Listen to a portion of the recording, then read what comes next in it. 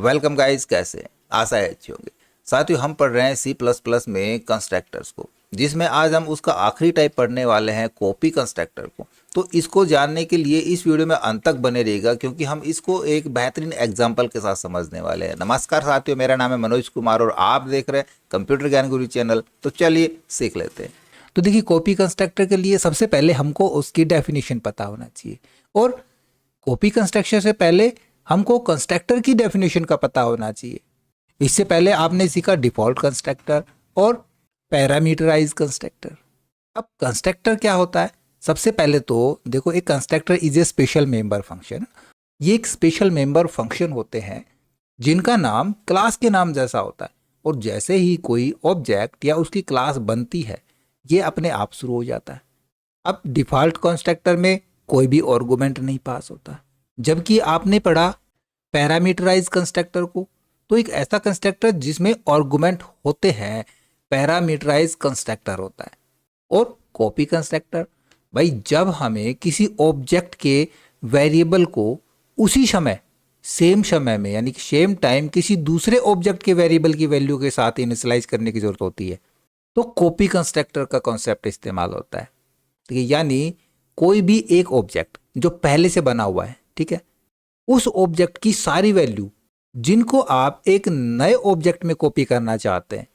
आपके पास कोई भी एक डबल ए नाम का ऑब्जेक्ट है, इसके अंदर जो भी वैल्यू है उनको आप एक नया ऑब्जेक्ट बनाते हैं डबल बी नाम का, और उसमें कॉपी करना चाहते हैं, और वो भी सेम टू सेम जो वैल्यू उसके अंदर है, तो उसके लिए कॉपी कंस्ट्रक्टर कॉन्सेप्ट का इस्तेमाल करते हैं। लेकिन ध्यान रहे, दोनों ऑब्जेक्ट सेम क्लास के होने चाहिए। एक ही क्लास के दोनों ऑब्जेक्ट होंगे, तब हम पहले वाले ऑब्जेक्ट के सारी वैल्यू हम दूसरे ऑब्जेक्ट में कॉपी कर सकते हैं। उदाहरण के लिए मैंने एक सिंटैक्स दिया है, आप सिंटैक्स देखिए। मान लीजिए हमने यहाँ पे एबीसी नाम के क्लास में एक डबल ए नाम का एक ऑब्जेक्ट बनाया। अब हम एक डबल बी नाम का ऑब्जेक्ट भी बनाते हैं, और ये चाहते हैं कि डबल ए ऑब्जेक्ट में जो भी वैल्यू है वो अपने आप इस डबल बी ऑब्जेक्ट में भी शामिल हो जाए, यानी कि इसमें भी कॉपी हो जाए। तो हमको लिखना पड़ेगा ए बी सी, यानी कि क्लास का name, double B equal double A. हमको उस वेरिएबल की वैल्यू यहाँ पे इनिशियलाइज करनी पड़ेगी, या फिर आप इस प्रकार से भी लिख सकते हैं, A B C double B और ब्रैकेट्स के अंदर हम डबल ए पास करा देंगे। ध्यान रहे, क्लास सेम होनी चाहिए। तो डबल बी ऑब्जेक्ट बनाते ही डबल ए की वैल्यू उसमें कॉपी हो जाएगी, जैसे ही ऑब्जेक्ट बनेगा तुरंत कॉपी हो जाएगी। अब इसको एक एग्जाम्पल के साथ समझते हैं। अब देखो, मैंने एग्जाम्पल ओपन किया है वो वाला जिसमें हमने पैरामीटराइज कंस्ट्रक्टर को समझा था, या कहें कि पैरामीटराइज नहीं, हमने डिफॉल्ट कंस्ट्रक्टर को समझा था। मैंने वो वाला यहाँ पे ओपन किया है। अब यहाँ से आपको समझने में आसानी रहेगी। देखो, सिंपली हमने दो वेरिएबल लिए थे। एक हमने डेमो क्लास के अंदर ही डेमो नाम का ही एक हमने डिफॉल्ट कंस्ट्रक्टर बनाया, और इसके अंदर हमने ए और बी नाम से दो वैल्यू स्टोर करा ली।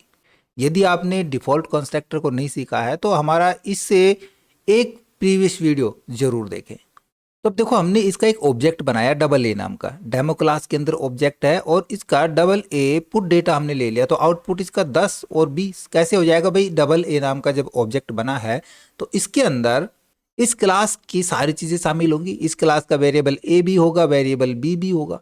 तो जैसे ही ये डबल ए बनेगा तो ये ऑटोमेटिक अपनी डेफिनेशन के पास जाएगा। इधर ए के अंदर वैल्यू 10 डली हुई है, बी के अंदर वैल्यू 10 डली हुई है, ए और बी वेरिएबल के अंदर हमने वैल्यू डाली है।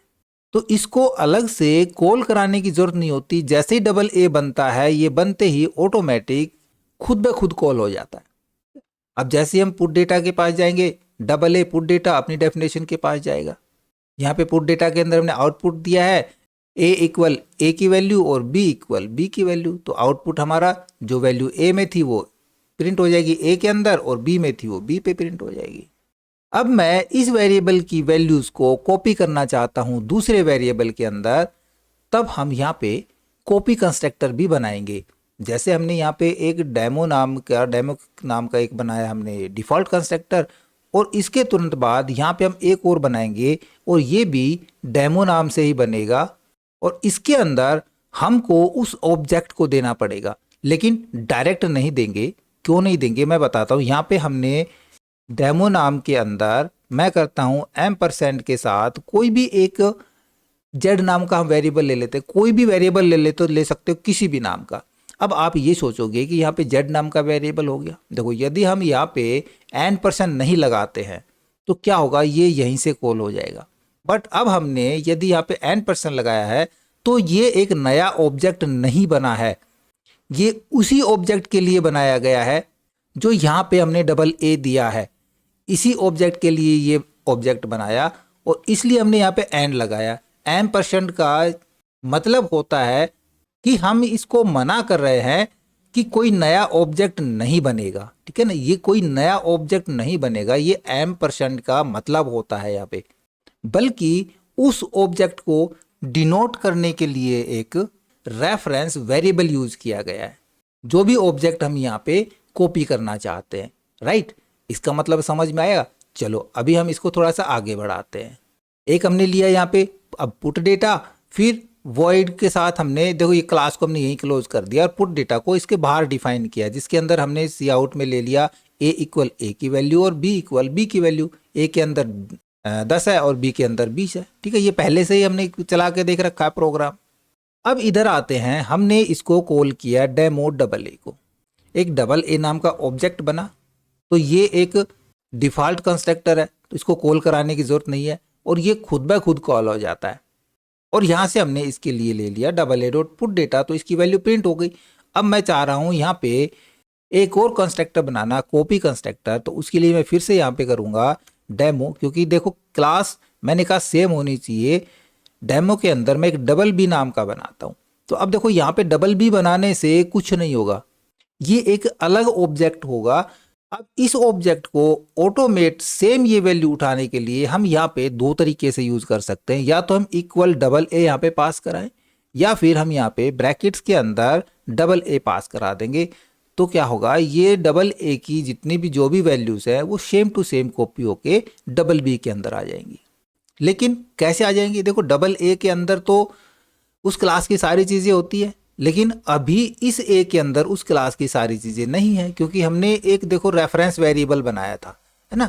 तो रेफरेंस वेरिएबल को हमने रेफरेंस तो देना होगा, तब उसके लिए हम यहाँ पे आते हैं और मैं करवाता हूँ ए इक्वल जेड ऑफ ए। तो यहाँ पे ए के अंदर किसकी वैल्यू आ जाए, जेड ऑफ ए की वैल्यू आ जाए, जो हमने रेफरेंस वेरिएबल बनाया था ए के लिए, वो वैल्यू हम ए में डाल देंगे।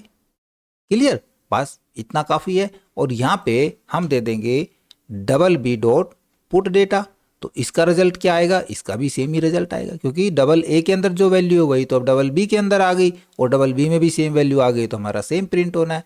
ठीक है, इस प्रोग्राम को सेव करा लेते हैं और run and bill pay click करा देते हैं। अब देखोगे यहाँ पे दोनों जगह हमारे पास सेम वैल्यू आ रही है। यहाँ पे बी की वैल्यू 0 आ गई। उसके लिए मैं बताता हूँ आपको क्यों आई 0, क्योंकि हमने देखो बी के अंदर तो वैल्यू कोई ली नहीं, हमने ए के अंदर तो ले ली जेड डॉट ए को। अब हमने ए की बजाय बी इक्वल, अब हमने जेड डॉट बी को भी तो लेना है ना, इसको भी तो पास कराना है, क्योंकि दो वैल्यू है हमारे पास। ए की वैल्यू पास कराई थी, दूसरी भी हमने इसमें असाइन करा देनी है। बस सेव करा लेंगे और run and bill pay click करा लेंगे। अब हमारे पास सेम वैल्यू आएंगी, देखो A10 B20 और BB के अंदर भी A10 और B20 आ जाएगी। ऐसे ही हम कोई C वेरिएबल लेते हैं और उसके अंदर हम A को पास कराएं, उसको कॉपी करना चाहें तो डबल C के नाम का एक ऑब्जेक्ट बना सकते हैं और उसके अंदर भी हम इसी प्रकार से डबल A को पास करा सकते हैं। सिंपल सा था, तो एक बार इसकी प्रैक्टिस करके जरूर देखिएगा। ओके, आशा करूंगा वीडियो आपको जरूर अच्छा लगा होगा। इसी प्रकार अच्छे वीडियो देखते रहने के लिए लगातार हमारे साथ बने रहे। हमारे वीडियोस को ज़्यादा से ज़्यादा हम दोस्तों में शेयर करें, मैं लाइक करें, और यदि नया पर चैनल पे तो हम सब्सक्राइब जरूर कर लें।